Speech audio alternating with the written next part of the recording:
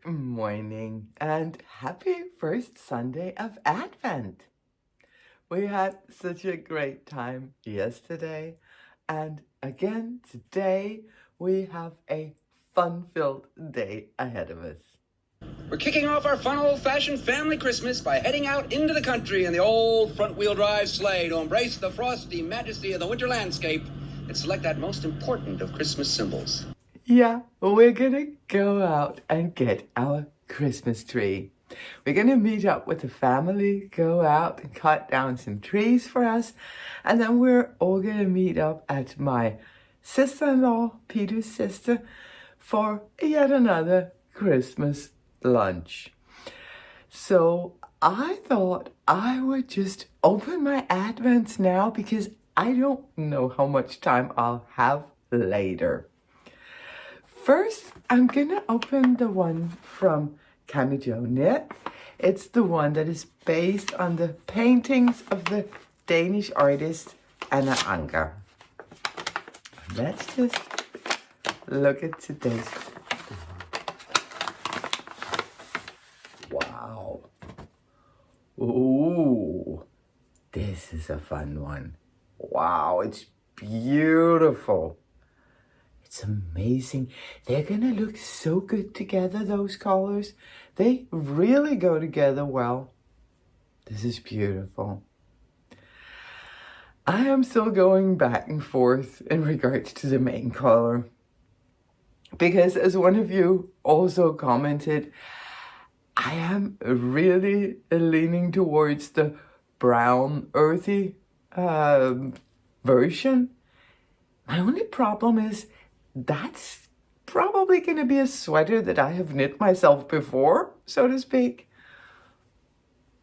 But I also think these colors, they would play beautiful with a white main color, which is really that was from the beginning what I really wanted, a huge fluffy snowball of a sweater with these amazing colors in the color work.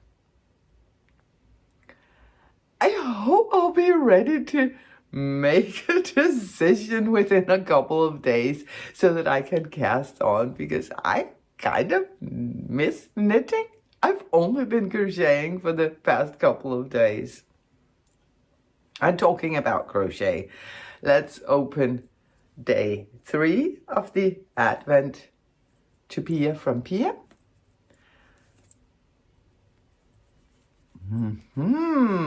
Look, past Pia was really generous today.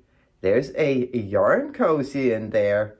And then there is a beautiful gray DK weight yarn. I am crocheting my blanket in a DK weight, which means that the thicker yarns I'm holding single, and the thinner yarns I'm just holding those double or even triple. I think I have some that I hold triple. I am using a crochet hook 5mm, and I just realized I didn't show you this blanket yesterday. I've made such a lot of progress. Just look, this progress marker shows where I was before December. This is all the crochet that I have done before, which is really not a lot, because then look at day 1.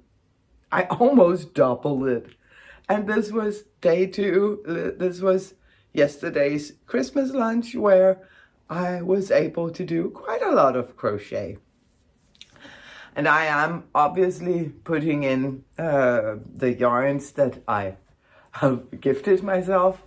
But of course, I'm also using loads of my other scraps. There is no way I could make that much progress with just 20 grams. So yeah, I'm really loving how this is turning out. It is so much fun to work on. And now a lot of gray. I actually think this is the gray that I used for my Be Beautiful in the DK weight version. So this is linen silk and alpaca. It's a gorgeous yarn. I really like this yarn.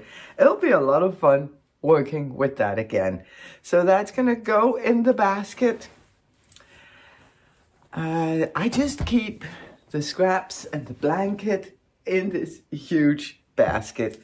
And of course, I don't just throw my crochet hook in there. I have this little pouch that I have some stitch markers, scissors, and my crochet hook in. And as I said, this is a 5mm, which is for me very comfortable to use with DK weight yarn.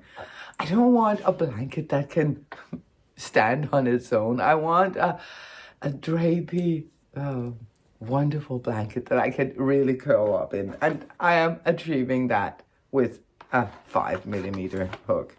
And also, it's easy for me to work with it.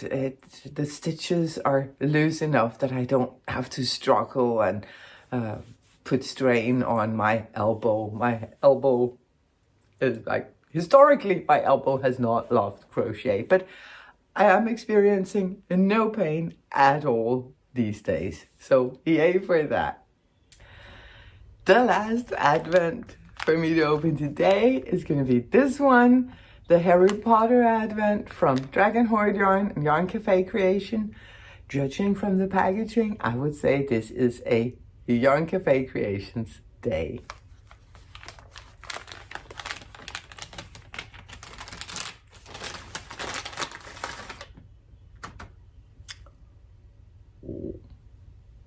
This one is pretty. Wow. This one is really, really pretty. Just look at all the rich greens and blues here. Wow. I really like this.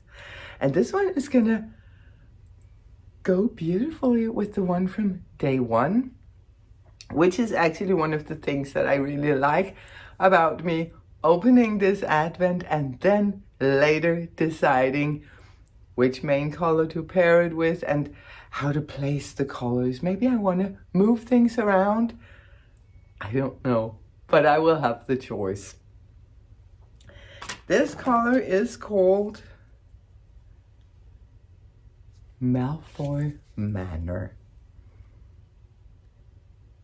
There you go. Last night when we were at my son's, I played a little guessing game with Isabella.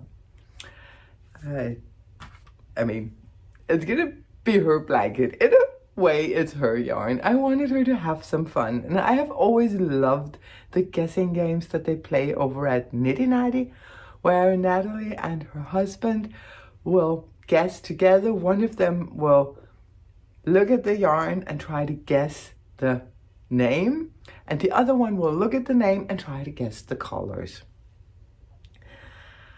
So I suggested to Isabella, why don't I tell you the name of each skein and then you can guess what colors are in it? Because that is, of course, a lot easier going that way than the other way. And she was like, that sounds fun. How about you show me the yarn and I guess the name? Ambition. Guess it runs in the family. So last night I brought day 1 and day 2. And for day 1, I told her the colorway name and she guessed the color. And for day 2, I showed her the yarn and she was actually able to guess the colorway name. I did give her clues. She did share with me after that my clues had just confused her. But I did my best.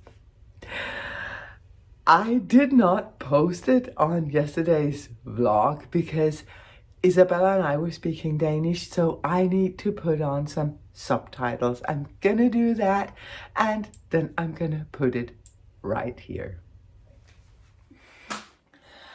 I am here with my lovely granddaughter Isabella, and we're going to play a little guessing game with the advent from Dragon Horde Yarn and Yarn Cafe Creations that I have bought to make a blanket for Isabella. We're going to play the guessing game because if there is someone who knows Harry Potter, it's going to be Isabella. So for December 1st, I'm going to tell Isabella what the skein is named, and then she's going to see if she can guess what colors are in it. Så Isabella, hvis jeg siger til dig, at det her, det hedder Kaos i Ministeriet. Hvilke farver tror du så, der er med? Der er mange forskellige farver. Hvilke farver kunne du forestille dig vil være med? Jeg ved i hvert fald en scene der. Det er jeg i hvert fald sikker på. Hvad for nogle farver er der i den scene? Sort. Grå. Rød. Det der er noget rødt. I hvert fald sort, grå, hvid. Der er en farve, der rigtig tit går igen, når det har noget med ministeriet at gøre. En farve, de tit har på noget af deres tøj. Grøn. Og en anden farve. Fordi grøn, det er en af de farver, der er rigtig meget i, og der er en anden, der er endnu mere af. Som Orange. Den har meget tit noget med magi at gøre. Så en kappe til... Blå kunne det godt være. Den er ikke blå. Den er... Der er så lilla på. Præcis. Grøn og lilla, og så lidt dunkle, mørke farver. Det synes jeg jo var meget godt gættet. Det synes jeg jo faktisk var rigtig, rigtig godt gættet. Altså, jeg så, at der er faktisk også en lille smule rødt. Og der er blå, som du også nævnte. Lad os prøve at gå den anden vej med garnet fra i dag. Garnet fra i dag, det prøver jeg at vise dig. Og så når du ser farven, så prøv at tænke over, hvad den minder dig om. Så tror jeg godt, at du kan gætte, hvilken begivenhed i Harry Potter-filmen. Så vil jeg sige. Det ser sådan her ud. Er der nogen personer i Harry Potter, du kommer til at tænke på, når du ser den her farve? Så du skal prøve at se, om denne her farve, om den kunne minde dig om nogle personer. Ja. Det er selvfølgelig en af Weasley-familien. Og der er en stor, vigtig begivenhed i starten af filmen. Noget, der er sådan...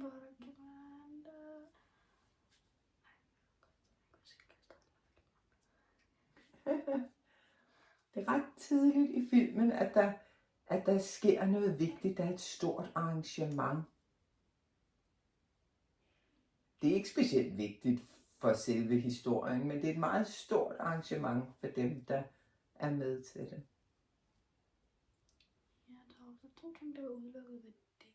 Og det er jo helt sikkert Weasley-familien, det kan man jo godt se. Det er en af Weasley'erne, der har et stort arrangement i starten af filmen. Hvad hedder det nu? Det kan jeg ikke huske.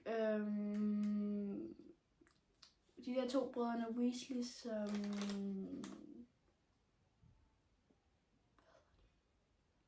det er ikke 6'eren.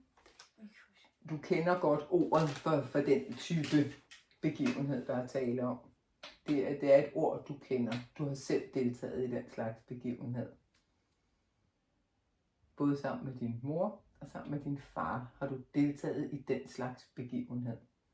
Ja, der er ikke så mange ting at vælge mellem. Det er en stor forsamling af mennesker, som er blevet inviteret til noget særligt. En fest. Ja, de er blevet inviteret til en fest. Hvad er det for en fest, der foregår omkring familien Weasley? Jeg ved ikke, jeg kan ikke huske, hvad den handler om, men det er vist sådan et, der blev slået sådan et telt op ude i haven. Præcis. I en Weasleys hus. Præcis, det er lige præcis den scene. Det er lige præcis den scene.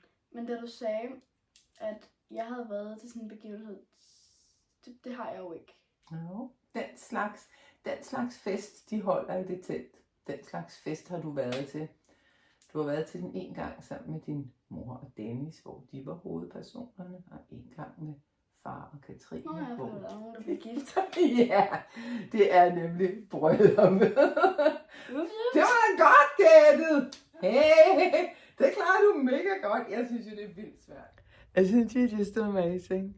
So cute. I did have a hard time putting on the subtitles, but I hope that everything makes sense. And now I'm gonna start getting ready to go out and find some Christmas trees. I am gonna put on all of the woolens. I am wearing my Aurora, it's a pretty warm sweater. It's merino, helped with some mohair, so that's gonna be a nice base layer, but I'm definitely gonna add on more woolens.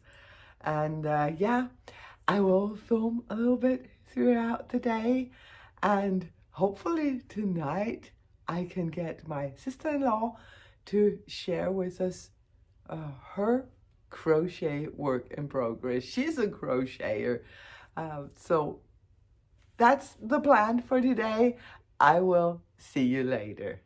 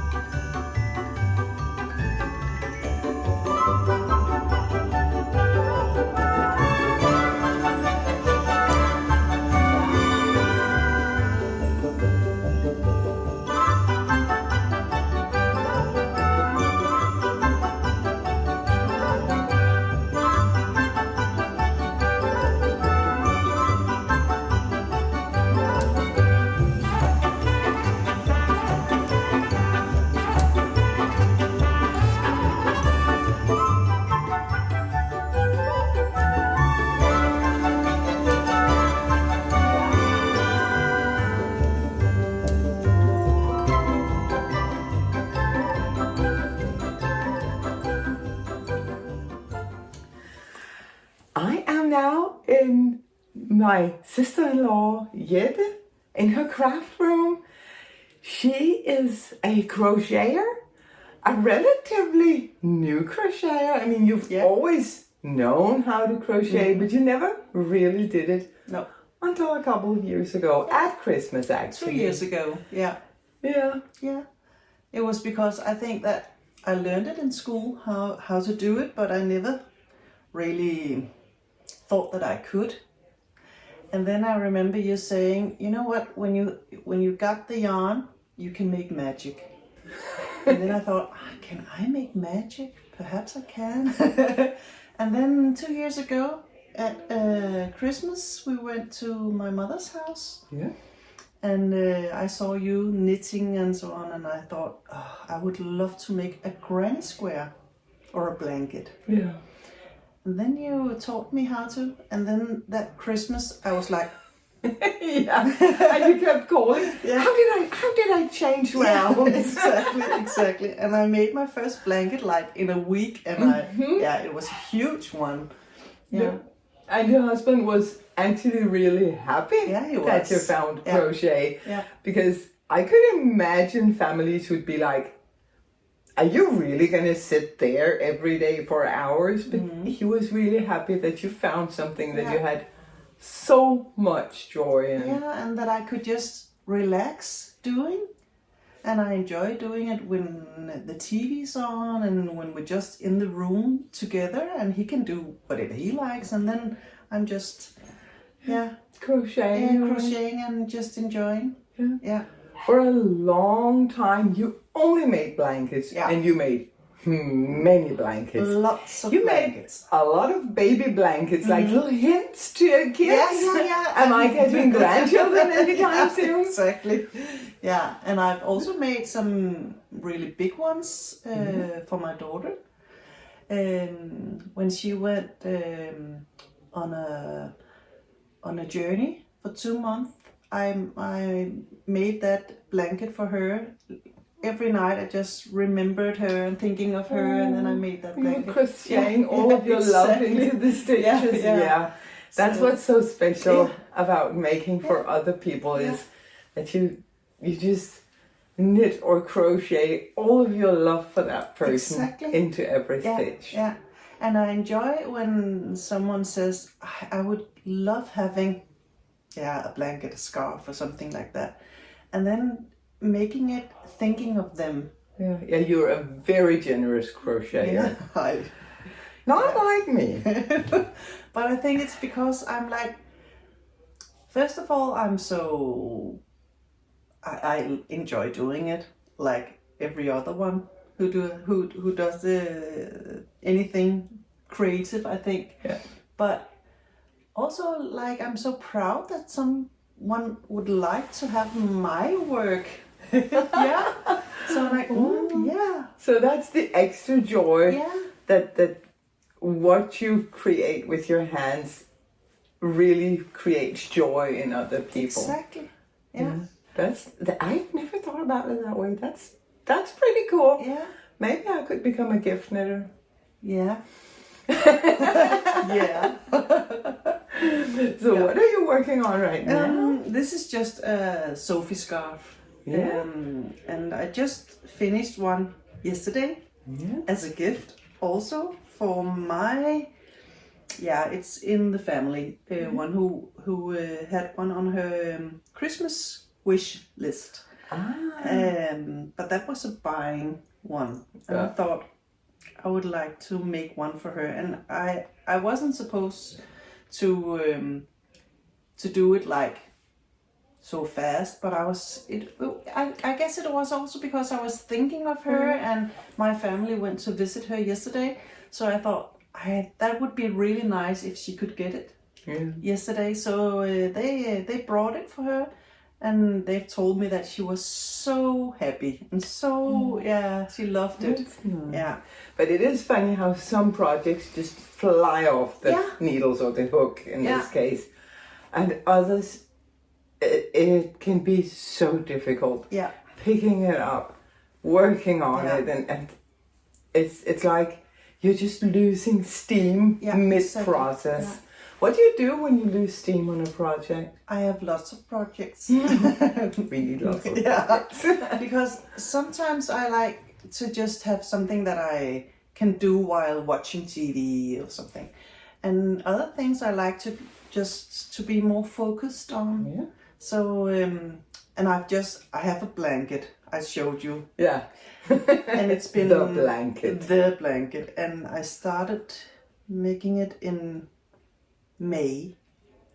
Wow, that's a long time for you because you're I'm spitting those out. But that's because I think I'm not that happy with it. I'm not sure what it's gonna be and the size of it. The colors but then I showed you and the rest of the family, and they all said, that's we really like it. It's a beautiful blanket. I have no idea, but I know for myself, sometimes I'm making something and I can see objectively, this is nice, but I don't care for it. And I'm, as you said, unsure what is this going to become? Exactly.